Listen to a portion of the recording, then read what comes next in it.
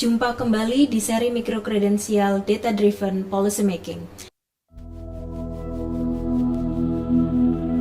Berpijak pada data untuk kebijakan lebih tertata.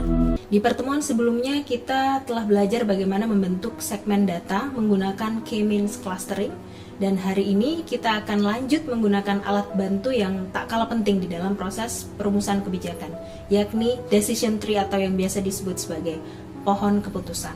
Nah, dengan melalui pertemuan ini diharapkan peserta mampu membuat dan membaca model decision tree sebagai alat bantu dalam segmentasi dan penentuan target intervensi kebijakan. Decision tree ini sangat cocok sekali digunakan saat kita ingin mengetahui siapa sih yang paling rentan dan apa saja faktor-faktor penyebab dari suatu permasalahan yang ada di publik. Secara sederhana, intinya decision tree adalah model algoritma yang membagi data ke dalam kelompok-kelompok berdasarkan kriteria tertentu. Nah, setiap cabang-cabangnya ini mewakili keputusan atau kondisi tertentu, dan setiap daun-daun yang ada di cabangnya menggambarkan hasil akhir atau klasifikasi dari kombinasi kondisi-kondisi yang ada atau kemungkinan-kemungkinan yang ada. Misalnya, jika ingin memetakan resiko stunting contohnya, kita bisa menggunakan decision tree untuk membaginya berdasarkan variabel seperti makanan pendamping ASI, ASI eksklusif, akses sanitasi, atau mungkin kepesertaan dalam KB modern. Nah, hasil dari decision tree ini tidak hanya akan membagi data, tetapi juga bisa mengenali pola-pola penyebabnya dan kemana arah prioritas yang harus kemudian diintervensi, kelompok mana yang perlu terlebih dahulu diprioritaskan untuk diintervensi, dan ini tentu sangat berguna untuk menyusun kebijakan yang tidak lagi didasarkan pada generalisasi ya, tetapi berdasarkan segmen resiko yang nyata, yang terukur, dan lebih memenuhi aspek yang sifatnya lokalitas. Nah, di segmen ini kita akan menggunakan software yang sama, Jamovi ya. Pastikan sudah mengaktifkan modul Snow Cluster seperti yang sudah digunakan di pertemuan sebelumnya untuk melakukan K-means clustering. Dan setelah modul aktif ya, kita bisa menggunakan fitur decision tree. Tapi sebelum itu kita perlu merubah variabel stunting dulu menjadi categorical ya, dengan judul misalnya stunting underscore cat di sini ya. Kita bisa memasukkan formula atau rumus if ya. Lalu kemudian kita klasifikasikan stunting rate-nya ya, misalnya di sini contohnya untuk stunting rate di bawah 19 ya atau 18 misalnya ya. Ini diklasifikasikan sebagai kategori rendah. Nah, lalu kemudian yang selanjutnya kita bisa lanjutkan ya untuk kategori sedangnya, misalnya di sini kita masukkan ya untuk kategori di bawah 27 misalnya. Nah, ini bisa kita masukkan ke dalam kategori sedang ya. Begitu pula untuk kategori yang tinggi, tinggal disesuaikan dan ditentukan berdasarkan distribusi data yang kita miliki ya. Semakin seimbang pembagian atau klasterisasi kategori akan semakin bagus ya nantinya untuk bisa memprediksikan kira-kira apa saja yang bisa berdampak signifikan. Misalnya kalau yang sebelumnya di bawah 27 ya, selanjutnya bisa di atas 26. Jadi untuk angka 26 ke atas ini akan masuk ke dalam kategori tinggi. Nah, tinggal ditekan enter saja, otomatis akan terkategorikan untuk stunting rate yang kita miliki datanya. Lalu kemudian selanjutnya yang bisa kita lakukan adalah melakukan yang namanya analisis decision tree dengan memilih modul decision tree yang ada di Snow Cluster. Nah, kita tinggal memasukkan dependent variabelnya yang bersifat kategorikan yang sudah kita buat tadi ya, kategorical ya, stunting cat. Lalu kemudian misalnya di sini MPASI dari hasil regresi sebelumnya yang paling signifikan, ada akses sanitasi dan juga KB modern. Kita untuk split setnya sekitar 0,7 sampai 1 ya, kita bisa set 0,8 misalnya di sini, mengeklik semua test setnya ya, semua test setnya dipastikan untuk dicentang. Lalu kemudian kita bisa lihat decision tree plotnya di situ. Ada juga error part plot yang bisa memberikan informasi lebih spesifik lagi dari decision tree yang di atas. Nah, dari model yang kita miliki di sini bisa kita pastikan bahwa akurasinya masuk ke level moderat.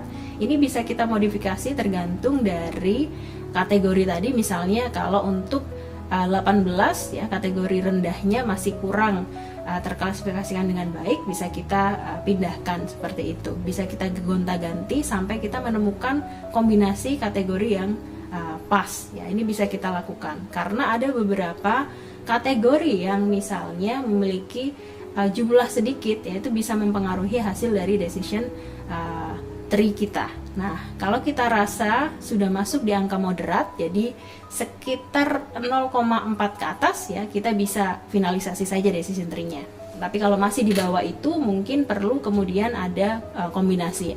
Bisa kombinasi dari variabel atau juga bisa kombinasi dari yang namanya klasifikasi atau kategori. Ini bisa kita lihat bahwa di situ MPAC ya yang di atas 54 ya cenderung lebih menghasilkan stunting rate yang rendah dibandingkan yang di bawah 54 persentasenya ya.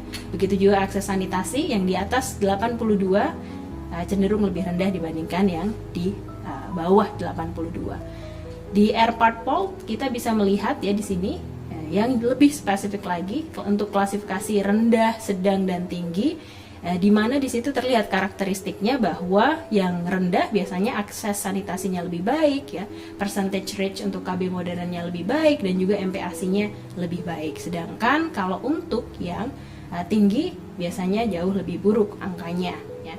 Dari sini kita bisa mengetahui dan bisa melakukan yang namanya segmentasi kebijakan ke arah mana kira-kira kebijakan yang kedepannya akan kita ambil sebagai sebuah keputusan.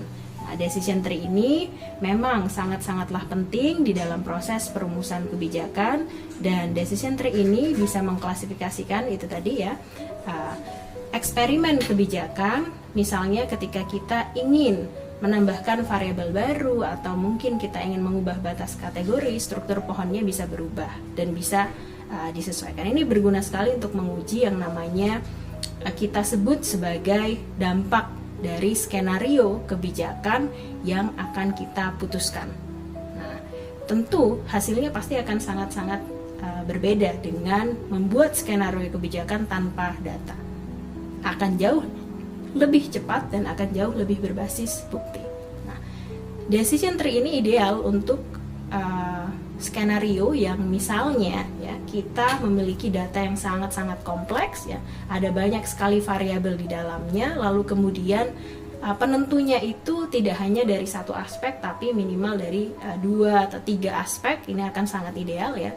Lalu kemudian ketika kita ingin menyusun kebijakan di tengah efisiensi anggaran supaya kebijakannya bisa lebih terarah, bisa lebih berkelanjutan. Dan model ini tidak hanya membantu dalam melakukan prediksi tapi juga bisa memberikan justifikasi supaya kebijakan yang diputuskan oleh pemerintah ada reasoningnya, ada justifikasi di belakangnya, tidak hanya sekedar diputuskan lalu kemudian dicabut kemudian karena tidak ada justifikasi atau reasoningnya. Nah, pertanyaannya adalah apakah selama ini kebijakan yang dibuat oleh kita selaku policy maker sudah disusun benar-benar berdasarkan data atau berbasis data?